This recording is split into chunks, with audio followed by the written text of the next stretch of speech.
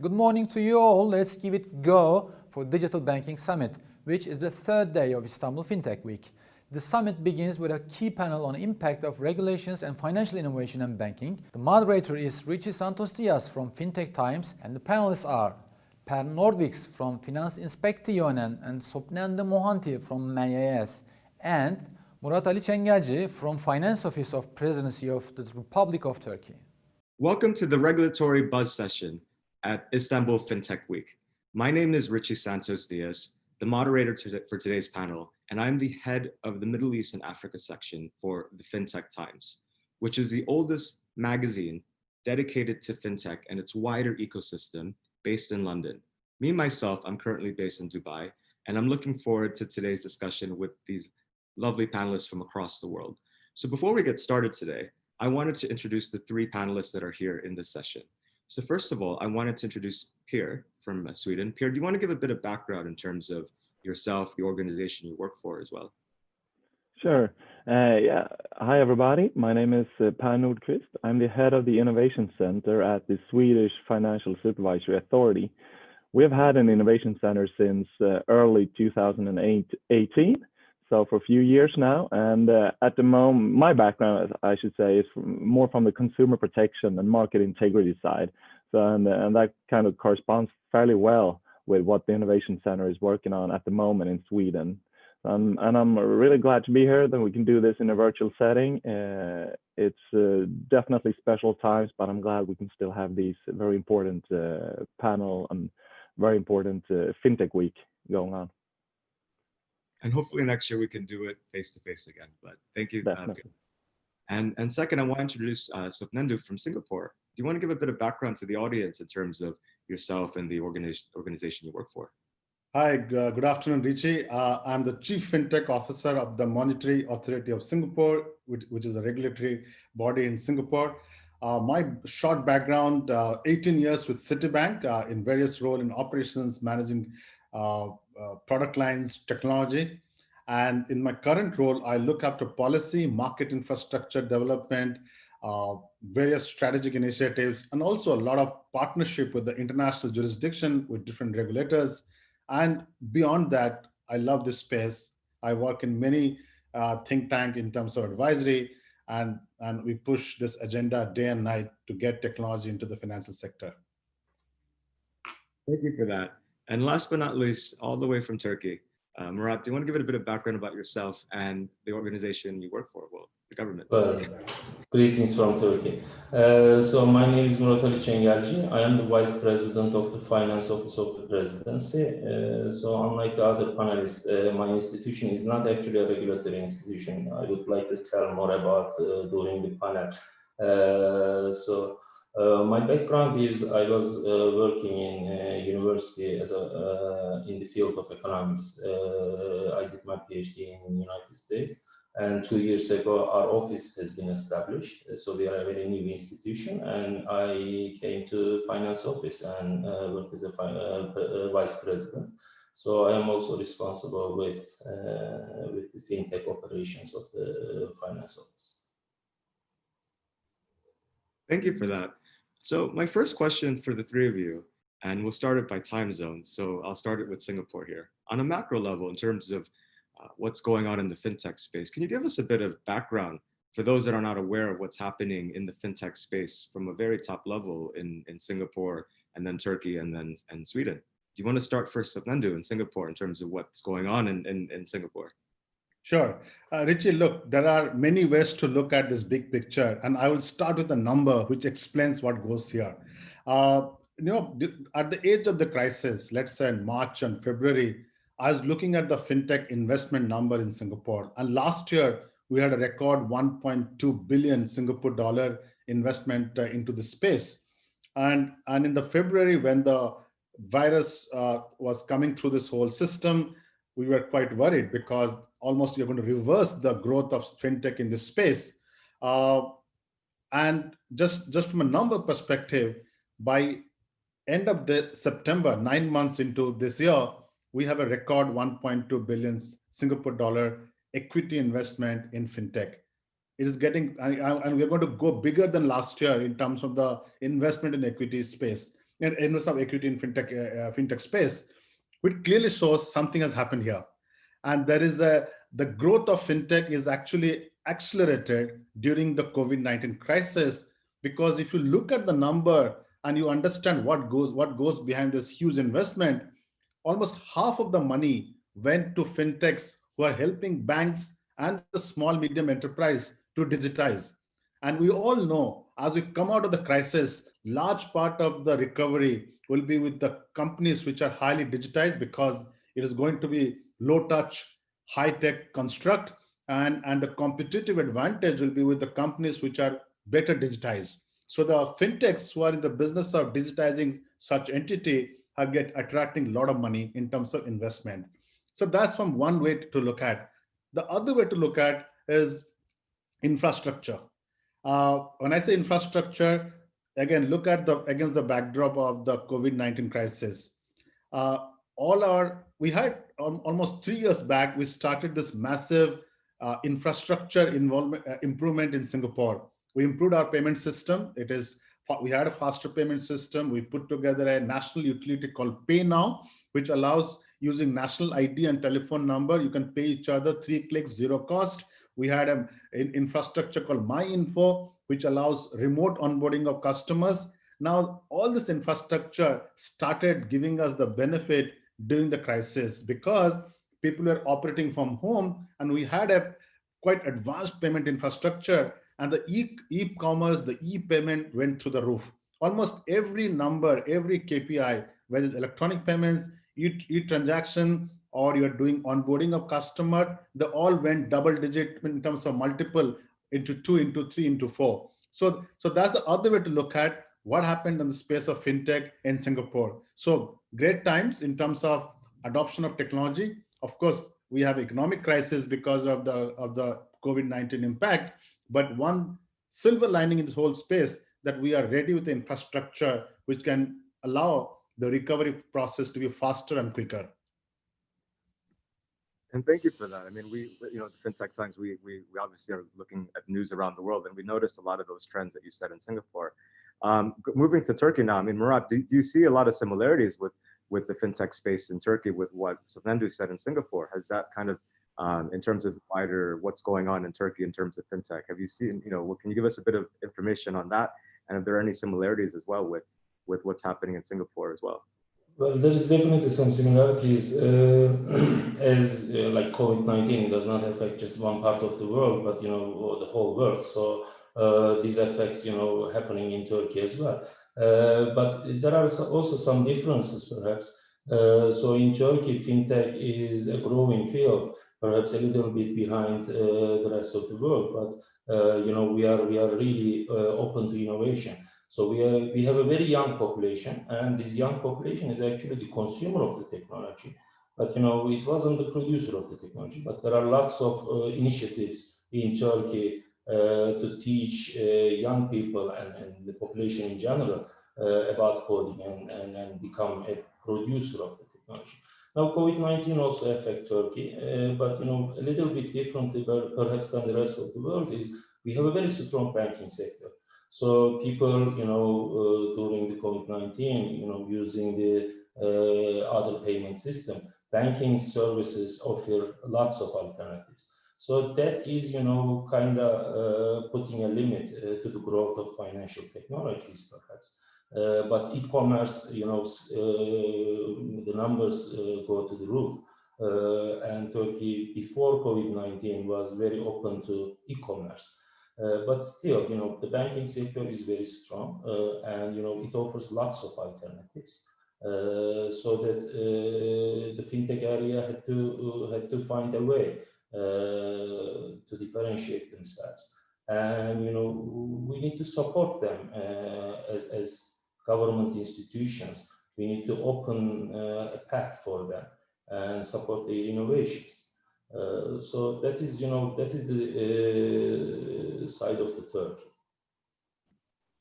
Thank you for that. And then last but not least, in Sweden, Pierre, how's the fintech landscape there? And again, are there similarities that you see from Turkey and from Singapore that's also happening as well?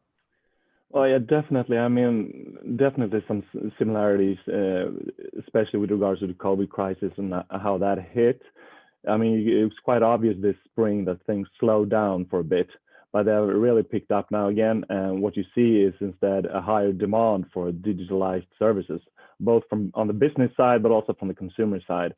And here Sweden stands out quite a bit because already before this crisis, we were considered almost a cashless society.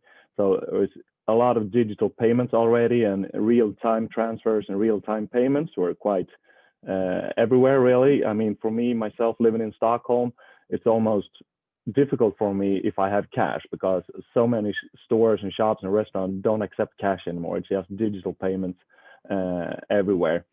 And that, I mean, and that has of course been good during this crisis. And as you said, we're used to these digital payments in the e-commerce space, so that has taken off quite a bit. But now we also see quite a bit of digital advice on the savings side as well. It's growing quite a bit. And also we're glad to see the green tech and the green financing innovation is picking up speed as well, which is something we're really looking forward to, trying to see where that can take us and help us reaching the lofty targets of the G20 and the Paris Agreement. Thank you for that. So my second question, obviously this theme is regulatory buzz, is what has been, forget the C word, forget COVID, even before COVID, just before all this, what has been kind of the challenge in terms of the regulatory context that you've seen? And how have you guys been able to, as subject matter experts in your respective countries and in the field of fintech, how have you been able as a whole to kind of combat those changes and challenges in the regulatory context in the space? Murat, I want to start with you actually, because we are in Istanbul. So do you want to begin? Well, as I mentioned in the beginning, so my institution is not a regulatory institution, in fact. So as you know, we change our governmental system. We change from parliament system to presidential system. And with this change, 4 new offices has been established, and finance office is one of them. So these offices are directly linked to the president. So we are rather a strategy building institution. We write strategy proposals. And I'm happy to announce that we are now currently working on national fintech strategy. So regarding your question about regulation, let me tell you a little bit about, although I'm not working in a regulatory institution, and it's not my place to talk about regulation, with this esteemed panelists. But the approach of Turkish regulatory agencies in the past was do not regulate until you cannot resist anymore. So they are very conservative. There are several reasons for this. There are historical reasons that the Turkey inherited lots of progress from the Ottoman Empire. But we also had gone through some banking crisis, so that the regulatory agencies are pushed to very conservative, very strict place. But I'm happy to see that they are changing it. Turkey has gone through lots of change, and the final change was the governmental system. Now the regulatory agencies are more open-minded, more open to communication, and in terms of fintech, I think this is what they should be. So we are an institution rather connecting between the connection between private sector and the regulatory agencies. So we are in communication with private sector. We are collecting their demands and their proposals, and we are acting like a accelerator of regulation. So we are passing them to the regulatory bodies, communicating with both sides, and speed up the regulation. And I'm happy to see that Turkey, the regulatory agencies change their attitude and they are more open to innovation. And I think in terms of in general terms, the financial technologies is a new area. It's a disruptive technology, and it changed the finance sector in general. It will change it. And while we are regulating the financial technologies area, we are essentially deregulating the entire financial system, perhaps, because with financial technologies and with all these applications, for example, people peer-to-peer lending, I can lend it and I can lend money to you. So I'm acting as a bank in a sense. So individuals are playing the role of financial institutions. So when you are regulating this area, in a sense, you are deregulating the entire financial system. I think we need to find the right balance between regulation of financial technologies and while keeping the regulations of the general system intact. That would be my take on your question. Thank you for that. I think, when we are looking at the Middle East and Africa, as Turkey's part of that, as well as Europe and Asia, we've seen a lot of that in the Gulf and other parts of the region where fintech has been a priority for the past few years. It's been on national strategies and a lot of that. So thank you for that. I mean, and going to here in Sweden, do you see a lot of similarities as well? I mean, obviously in the agenda of, do you see the challenges as well that Murat highlighted in terms of what's happening in Sweden as well? Well, yeah, definitely. I think these are issues we all have to tackle in one way or the other. And I mean, Sweden is a part of the European Union, so most of our financial regulation is based from the European Union. So we put in quite a bit of work to make sure that the pan-European legislation is also suited for Swedish companies and where we are, because as you know, there are quite a bit of regional differences in digital maturity within Europe. So that is something we're working quite hard with, and it's easier said than done to have a regulation that is technology neutral. But that is always our goal when we regulate and when we look at something, that it should be technology neutral, and also that you have same risk, same rules should apply to everyone. So that is striking a balance between the innovation and also maintaining the integrity of the market and consumer protection. And as we see now in Sweden, as I mentioned earlier, with the digital payments being so on the rise and being everywhere, really, what we see is also a part of our population that are having difficulties keeping up with it. So we're seeing digital exclusion or financial exclusion rising as well, which is something that we, as a regulator, have to keep in mind when we set the rules and see what we can do to keep. The innovations should be for everyone. So you need to bring everyone with you, not just the tech savvier younger generation. Also, the older generation needs to understand these innovations and being able to use them as well. And that's a good point with across all age groups, right? To embrace fintech essentially. And in Singapore, Sopnendu, do you have any similarities as well with the challenges that are happening there in the regulatory space? Are there any other things happening in the region, in Southeast Asia as a whole, even that could be of interest that we don't know about? I would say that it's quite different when it comes to regulation in Asia, because regulators in Asia, by and large, have been very proactive for many reasons. If you look at, let's take a step back. If you want to grow fintech as a sector, there are 4 things you have to focus. You have to build a network, a strong network. So it's a strong connectivity partnership. You got to have a strong innovation system. You got to have a strong ecosystem. And the 4th pillar is a strong regulatory framework. When I talk about regulatory framework, it is not about lax in regulation. It's about conducive regulatory framework. And I'll give a precise example how regulators have dealt with this problem in Asia. Let's take example of the payment sector. In 2015, when we started the whole fintech strategy in Singapore, my ecosystem in Asia and in Singapore, the whole payment space when it comes to fintech was filled with innovation. And there was this worry globally, and still a worry in many parts, who will regulate this payment fintechs? Because before 2015, there are only 3 kinds of fintech. Either you are a payment fintech, or you are a lending fintech, or you are advisory fintech. Those are the primary 3 areas. Of course, now it has gone much bigger in terms of asset class. So we had a choice then to make. We could have gone and taken this existing payment system regulation and told, hey guys, you're all payment, you're in the business of payment. That's a regulated activity. Here's the regulation, start following it. I can tell you that would have killed the whole payment ecosystem. It would have killed the whole innovation in the space. As we know, in the sector, the payment sector, as an example, what happened? The fintechs unbundled the whole sector. They took the classic payment processes of bank, which was not the best, and they started unbundling them by building value services. Some went to a wallet operator, some were very good as an acquirer, merchant acquirer, some were very good as a QR code payment provider, some went and built what I call as processing software, some went and did a cross-border remittance apps. They started unbundling. So we thought, if they have unbundled, why can't regulation be unbundled?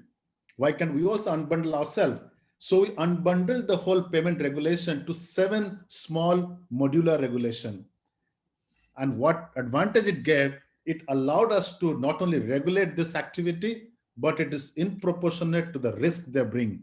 So your regulation and the oversight is proportionate to the activity of that particular innovative firm. So now, the whole new regulation called Payment Service Act went into production this year.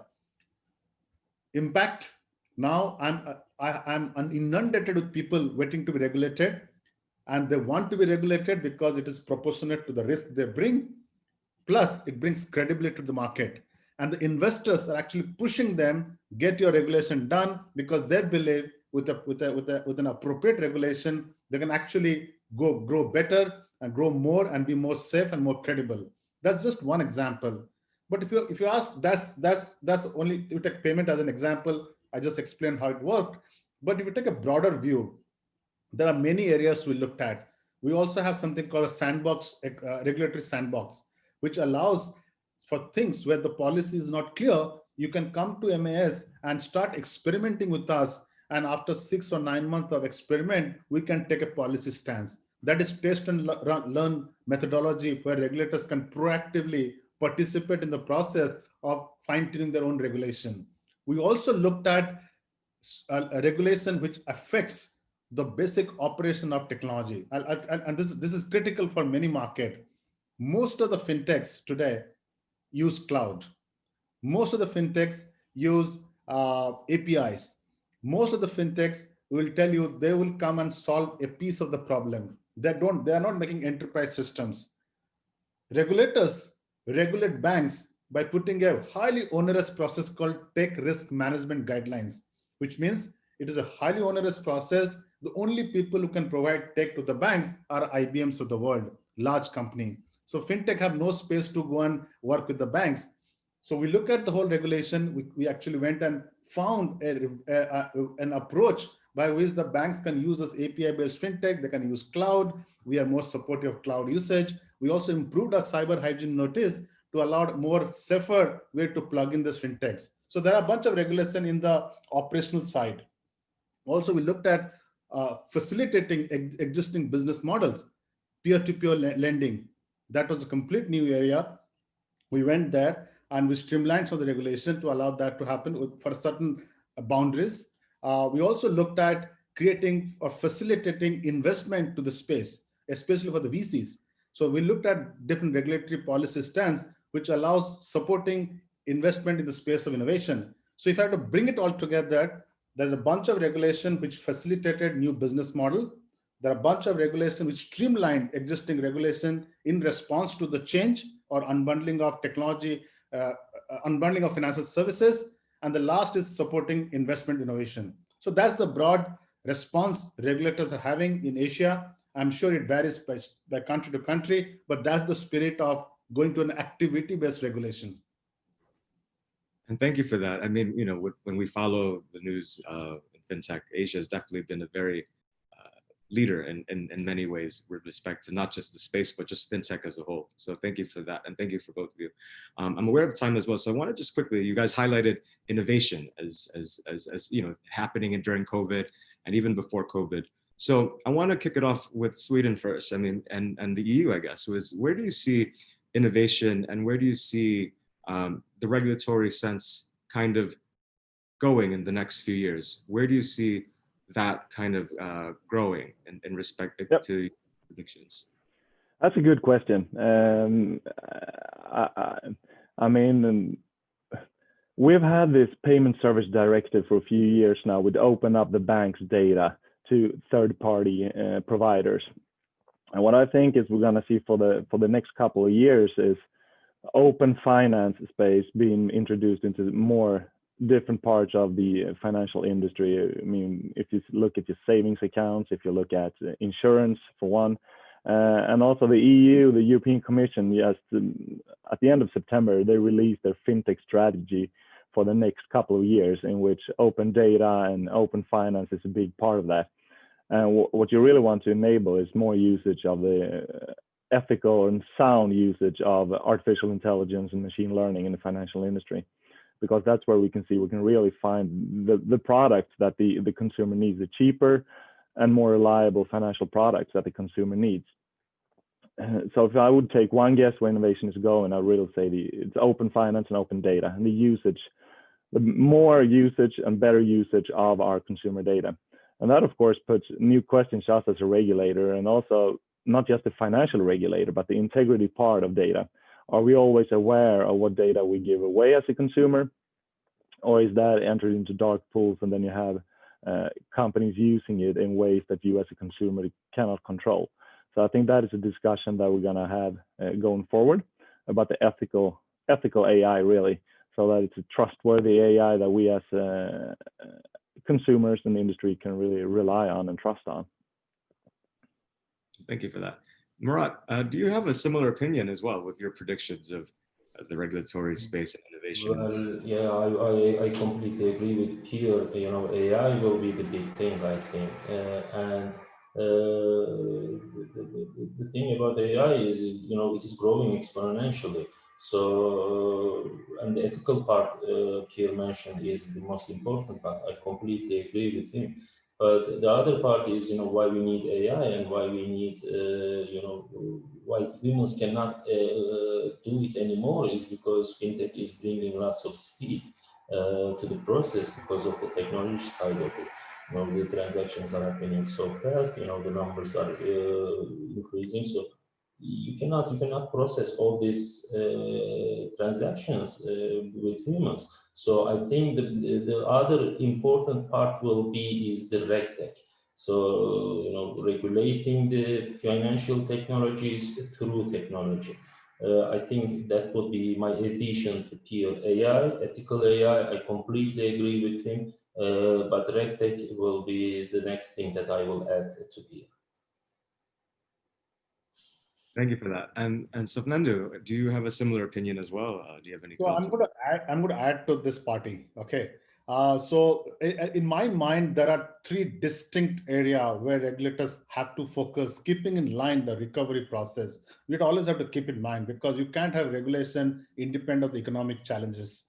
So first thing, regulations must work in a way, they have to work with fellow regulators to streamline connectivities, because today most of the systems are domestic in many ways. They don't talk to each other. I mean, I can't, it's still surprising where in 2020, none of the payment system actually talk to each other. That's quite a unmet need, which we are going to fix. The second aspect is data regulation. Europe has done remarkable work in data privacy, the GDPR piece, but we have to find a way for data to be flowing in a trusted and in a thoughtful way across the geographical restrictions. I think without that, you can't get the global trade back to the feet in the new challenging crisis we have. Having a thoughtful cross-border data regulation is a second piece. Third, which is also critical, that we all realized during the crisis that productivity and efficiency is not the only thing. We also have to focus on resiliency and sustainability, a huge focus on green fintech, a huge focus on creating technology to allow asset managers to shift investing on non-green asset to green asset. So a lot of technology is required, not as a consumer, to be more sensible on where we invest our money, how we grow our wealth, and move that asset to green finance. So that's a third area which I think, on top of RegTech, AI, and other things which my panelists spoke about. Thank you for that. And I think you're absolutely right. I think RegTech and AI, as you three mentioned, and just the space is getting really, really exciting, more so now than before in terms of activity and whatnot. So, and obviously, unfortunately, with the C word, you know, with COVID, it had to accelerate amongst many things, as you three highlighted. and what I've also observed as well, not just in the Middle East and Africa, but beyond. So I want to end it with a final question for the three of you as we start wrapping up this session today, is what piece of advice would you give to fintech companies in your country, and also those who have embraced fintech? What kind of piece of advice would you give to them? Do you want to, let's start it off with Murat in Turkey. Do you want to give a piece of advice in terms of what I just said? Well, as I said, I worked as a academics before I came to this job. So in academics, we had this saying, publish or perish. So you are under constant pressure of publication. So it increased the number of publication, but it decreased the quality.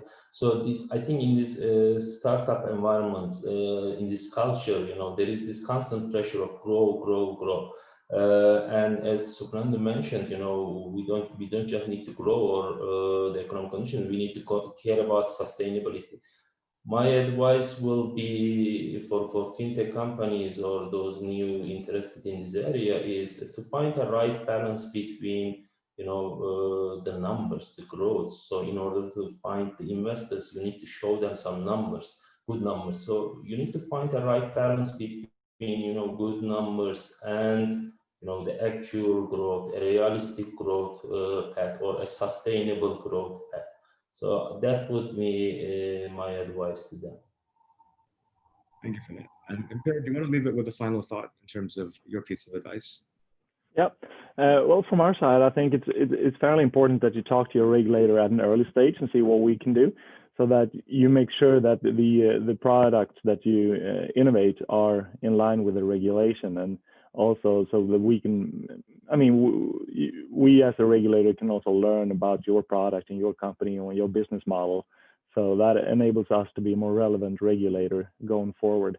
And I mean, especially as Murat said, if you're on the green tech side or green fintech side, that is something that we're really looking into at the moment. So that would be my advice to those players, is just to talk to us and see what we can do together to foster good innovation.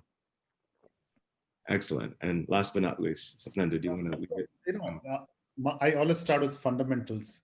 You got to know who you are. There are two kinds of fintechs in this world. There's a fintech which wants to be a bank and they do licensed activity, get your license. If you're a fintech who are helping the banks, who are helping banks to digitize, get your risk management stronger so that you build a sustainable, resilient platform which can be scaled. That's one. Second, which is very critical in my mind, that we have a large unmet need, very fundamental unmet need, which is the most unattended financial sector called pension gap. We have not solved the problem. No country has solved the pension challenge. I think I strongly request fintech to look at it and find a way to solve it. Second, every fintech must commit to a social good, because the DNA of fintech founder is they were out there to solve a problem and they got to stay close to that. I agree with Murat and Pierre that there is a social good which fintechs are known for. They should not lose. And thank you for that. Well, I'm going to wrap up the session now. It was a pleasure to hear from the three of you, from Pierre, from Murat, from Sopnendu. It was good to hear much about Sweden, Turkey, and Singapore. So thank you so much. And I'm going to end this session with the C word. Ciao. Thank you. Thank you. Thank you. Bye, guys.